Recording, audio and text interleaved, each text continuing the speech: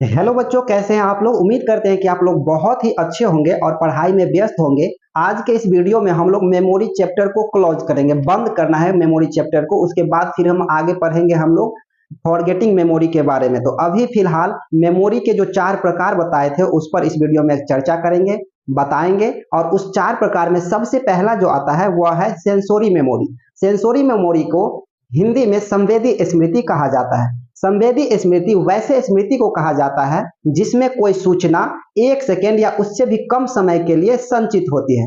अगर 1 सेकेंड या उससे कम समय के लिए संचित होती है, उसे फिर हम दोबारा रिकॉल करते हैं, दोबारा उसे हम पढ़ते हैं, अभ्यास करते हैं। जितना अधिक बार पढ़ेंगे उतना बार हमारे दिमाग में, मस्तिष्क में उसका स्मृति चिन्ह बनती रहती है। वही स्मृति चिन्ह गहरा जब हो जाता है तो उस चीज को हम भूल नहीं पाते हैं।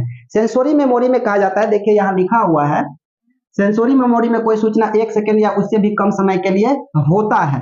इसमें जैसे कोई उद्दीपक दिखा करके हटा लेता है। 1 सेकेंड या उससे भी कम समय के लिए क्या हो सकता है, कोई उद्दीपक यानी कोई वस्तु दिखा करके हम आपको पूछेंगे कि ये क्या था। जैसे ये क्या है, ये गाड़ी की चाबी है, ये गाड़ी की चाबी है। मतलब अब हम दिखा के उसको हटा लिए, अब आपके मस्तिष्क में उसका स्मृति चिन्ह है कि यह गाड़ी का चाबी था। उसका आकार आपको दिख रहा होगा। तो जब ये 1 सेकेंड या उससे भी कम समय के लिए स्मृति चिन्ह रहा, और इसके बाद इसको हम बार बार जो अभ्यास करेंगे, बार बार इसको देखते रहेंगे, ये चाबी है, इससे ये काम होता है, तो उसका गहरा स्मृति में हमारा गहरा चिन्ह बन जाएगा।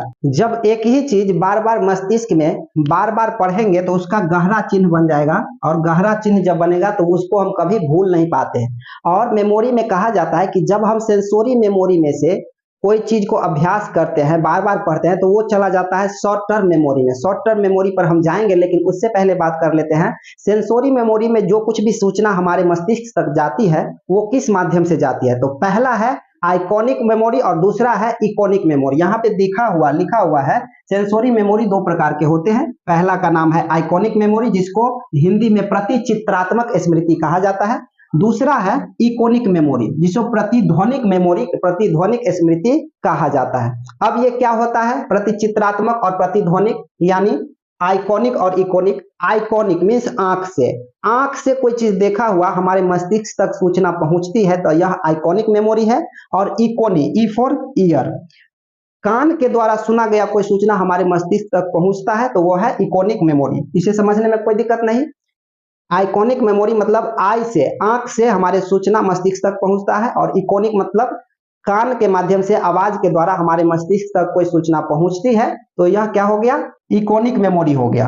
अब बात कर लेते हैं, इसमें जो कुछ भी सूचना हम लोग पढ़ते हैं, याद रखते हैं, उसे बार बार अभ्यास करते हैं तो वो चला जाता है कहाँ, वह सूचना शॉर्ट टर्म मेमोरी में चला जाता है। बार बार अभ्यास के कारण सेंसोरी मेमोरी से शॉर्ट टर्म मेमोरी में सूचना चली जाती है। अब बात कर लेते हैं शॉर्ट टर्म मेमोरी की। शॉर्ट टर्म मेमोरी में कौन सी सूचना जाती है, संवेदी स्मृति द्वारा, कूट संकेत के द्वारा जो रिहर्सल करके, प्रयास करके याद किया जाता है, वह सूचना सेंसोरी मेमोरी से फिर कहाँ जाता है, शॉर्ट टर्म मेमोरी में। कोई सूचना है जिसको हम आंख या कान के माध्यम से सेंसोरी मेमोरी में ग्रहण किया और वो मस्तिष्क तक पहुंचा, उसमें कितना देर रहता है, 1 सेकेंड या उससे भी कम सेकेंड। इसमें रहता है 1 सेकेंड, 1 सेकेंड। और उसके बाद जो सूचना को हम रिहर्सल कर लेते हैं तो वो कहाँ आ जाता है, वो आ जाता है शॉर्ट टर्म मेमोरी में। और रिहर्सल नहीं करते हैं तो वो क्या हो जाता है, लुप्त हो जाता है, डिलीट हो जाता है। और रिहर्सल कर लेते हैं तो कहाँ आ जाता है, शॉर्ट टर्म मेमोरी में। अब शॉर्ट टर्म मेमोरी में कोई सूचना कितना देर तक रहता है, तो शॉर्ट टर्म मेमोरी में कोई सूचना 30 सेकेंड तक रहता है। कितना देर तक, 30 सेकेंड तक कोई सूचना रहता है शॉर्ट टर्म मेमोरी में। इसमें स्टोरेज क्षमता जो है सीमित होती है, जो इससे ज्यादा नहीं रह सकता। अगर शॉर्ट टर्म मेमोरी भरा हुआ है और फिर कोई सूचना सेंसोरी मेमोरी से शॉर्ट टर्म मेमोरी में लाएंगे तो क्या आएगा, नहीं आएगा, क्योंकि स्टोरेज क्षमता इसकी कम होती है। इसके लिए क्या करना पड़ेगा, हमको शॉर्ट टर्म मेमोरी में से कुछ पुराने सूचनाओं को डिलीट करना होगा, फॉर्मेट करना होगा, फॉरगेट करना होगा। तो ये क्या हो गया कि शॉर्ट टर्म मेमोरी में से कुछ सूचना को लुप्त कर देते हैं। जब खाली करेंगे तो ये खाली हो जाएगा, और जब खाली करेंगे तब फिर से सेंसोरी मेमोरी में, शॉर्ट टर्म मेमोरी में आएगा। मतलब इसमें स्टोरेज क्षमता कम है, जिसके कारण क्या होता है कि अगर कोई सूचना और लेते हैं तो इसमें से कुछ हटाते हैं, डिलीट करते हैं, फिर कोई सूचना सेंसोरी मेमोरी में से आता है। अब शॉर्ट टर्म तक तो समझने में कोई दिक्कत नहीं। अब शॉर्ट टर्म मेमोरी में जितनी भी सूचनाएं हैं वह सूचना को रिकॉल करते हैं, प्रयास करते हैं, रिहर्सल करते हैं, अभ्यास करते हैं, तो यहाँ शॉर्ट टर्म मेमोरी में से सूचना सब कहाँ आ जाएगी? लॉन्ग टर्म मेमोरी में। शॉर्ट कैसे कैसे हुआ प्रक्रिया इसका? सबसे पहले सेंसोरी मेमोरी में जाएगा। सेंसोरी मेमोरी में जो सूचना आएगा उसको अभ्यास या रिहर्सल करेंगे तो वो आ जाएगा शॉर्ट टर्म मेमोरी में, और अभ्यास और रिहर्सल नहीं करेंगे तो वो क्या हो जाएगा? डिलीट हो जाएगा, लुप्त हो जाएगा। अगर फिर शॉर्ट टर्म मेमोरी में से कुछ सूचना को हमें लॉन्ग टर्म मेमोरी में भेजना है तो रिहर्सल करना पड़ेगा, अभ्यास करना पड़ेगा, तो वो कहां आ जाएगा? लॉन्ग टर्म मेमोरी में वह सूचना आ जाएगा। लॉन्ग टर्म मेमोरी में जो कोई भी सूचना आती है तो जीवन भर उनका रखने का कैपेसिटी होती है, जीवन भर। कभी कभी हम कोई सूचना भूल जाते हैं, याद रखने वाला चीज है लेकिन भूल जाते हैं, तो उसको याद करने का एक ही तरीका है कि उसे हम कोडिंग करके याद करते हैं। जैसे जो चीज महत्वपूर्ण होता है, तो पिछले वीडियो में बताए थे कि उसे हम कोई चीज याद नहीं होते रहता है तो उसे हम कोडिंग करके याद करते हैं। जब कोडिंग करके याद किए रहते हैं तो फिर भी जब इन्हें याद करने की जरूरत पड़ता है, हमें जरूरत पड़ता है उस विषय वस्तु को, तो हम उस कोडिंग को याद करते हैं ताकि वो विषय वस्तु याद आ जाए। किस कोड से याद किए थे? जैसे हम पिछले वीडियो में बताए थे ना, यहाँ से हमको रास्ते से जा रहे हैं तो लेफ्ट लेना है, वहां पे हम कोई चिन्ह दे देंगे कि यहाँ पर दोबारा आके हम भूलेंगे नहीं। जैसे ट्रांसफार्मर है, कोई पोल है, कोई मकान है, वो हम स्मृति चिन्ह में उसको हम दर्शा देते हैं कि यहाँ से हमको लेफ्ट लेना है। तो अब समझ में आ गया, सेंसोरी मेमोरी से short term memory, short term memory से लॉन्ग टर्म मेमोरी, जिसमें जीवन भर सूचना रह सकती है। और इसी वीडियो में मैं फॉरगेटिंग मेमोरी के बारे में थोड़ा सा बता दूं, आप लोग समझ जाएंगे। Forgetting memory,